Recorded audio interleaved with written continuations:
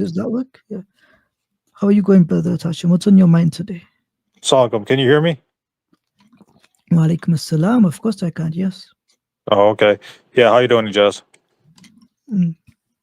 Alhamdulillah, trying to get by. What about you? Yeah, it's still surviving, still surviving. What time is it where you're at? It is 7:22 p.m. Okay, yeah, we're in the same time zone then. Do you have any questions, any concerns, any suggestions Where on your are you mind? in? Are you in Canada? Yes, I am, yeah. Oh, okay. So are you in the same mosque as Shabir Ali, or is Shabir Ali somewhere else? Uh, I I don't have a need to go to his mosque. I go to other ones. The last time I visited his masjid, Brother Farid Response, if you remember him, we went to the masjid and we saw him that day. That could have been like a year ago, maybe around that. Oh, so you're not in the same mosque. You're not in the same area. Oh, okay. I No, thought you guys were in the same area. he lives further away from the masjid, so he's not regularly at the masjid either. He's usually at one closer to his home, ironically, but it is what it is. I don't know if the Oh, situation has changed. oh, okay. Yeah. Uh, what else is on your mind, Brother Tasha? Yeah, I just made some videos regarding Jeremiah chapter 8 verse 8 and the Yahweh argument. I think the Yahweh argument's becoming more popular against Islam or against the validity of Prophet Muhammad. What do you Uh, mean? What can you tell me what the argument is? the argument is that Muhammad didn't know Yahweh. He didn't know what the name of God is, Hmm. because they say the name of God is Yahweh. Well, not every Christian. To be fair, not everybody brings this up. I think Sam Shamoon doesn't bring this up for some bizarre reason. But I remember A Plus and David Wood, they keep bringing up that argument of Yahweh. Not recently, but within the 2020s, they keep bringing that up. So I made some videos trying to refute that claim. And I made some videos on Jeremiah chapter 8, verse 8. So, like, what are your thoughts on this? I just want another Muslim apologist thoughts on, the whole Yahweh argument and Jeremiah chapter 8 verse 8. What do you think about those arguments? Let's start with Jeremiah chapter 8, verse 8, Yirmeyahu.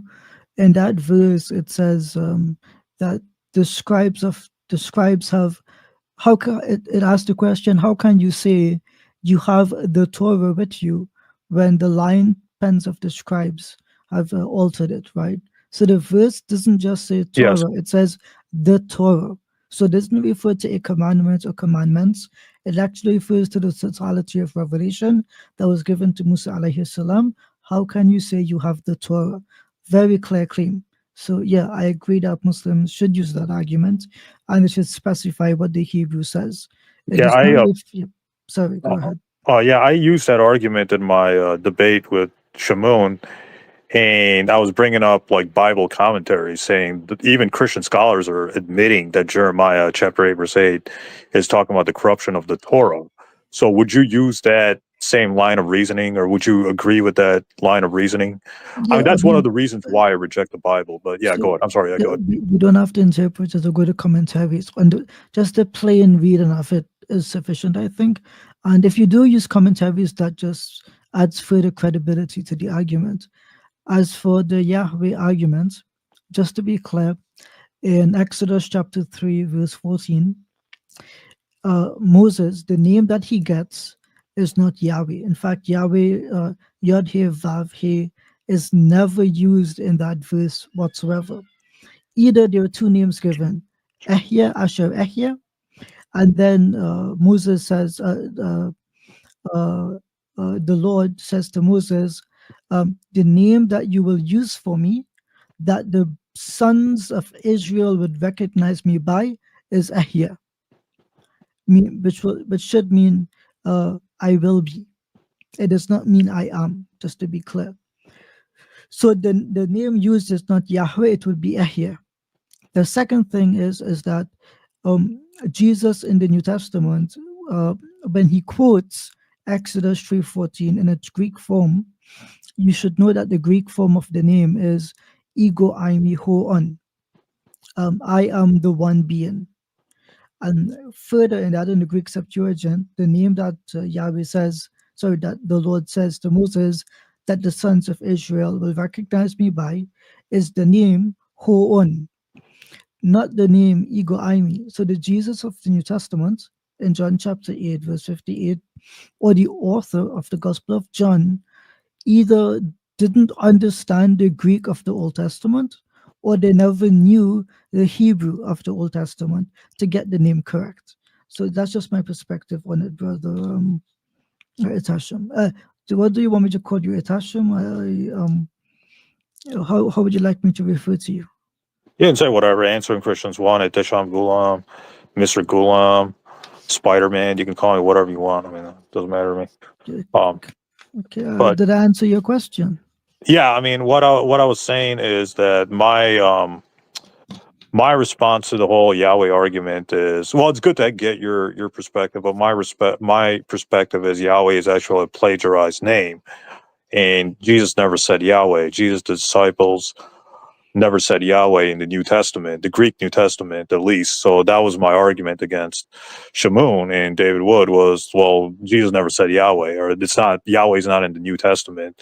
So if Islam fails that Yahweh test, the New Testament fails that test too. So that was my argument, and Okay. they never responded to my argument when I did those debates in 2020.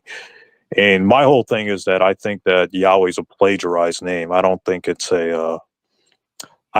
the revealed name of God. I think whoever wrote, the Old Testament or the book of Exodus plagiarized that name of ancient Canaanite paganism or Median paganism. That was my response to apostate. You know apostate prophet, Ijaz? You know what I'm Yeah, talking but about? he makes a mistake. He thinks that the name of the prophets like Eliyahu or uh, or Yeshayahu, right? They don't use the tetragrammaton, No, right? do you know apostate prophet? Yeah, I know him, Yeah, read okay. one, and I, I, I, I refuted him on this point on Twitter, and he never responded to me. Once I made the argument, it got a lot of likes and shares and all these things, which is that in the name of the prophets, when it uses the sacred name of God, it uses Yod He Vav. It does not have the second He. So it's not using the four letters. It's only using the triliteral root. So the name of the prophets in the Hebrew Bible refer to a triliteral root in the Hebrew language. It does not refer to the tetragrammaton or Yahweh as Christians and Jews would like to believe. And if anyone wants to follow up on this, there is a book called the Masoretical Textual Criticism, I think is the name of the book, published in 1967. It touches on this, the use of the name of Yahweh, particularly well, I think. Just give me Oh, 1 second, brother Itashim. I see that we have someone that, wa alaikum assalam, Ranji,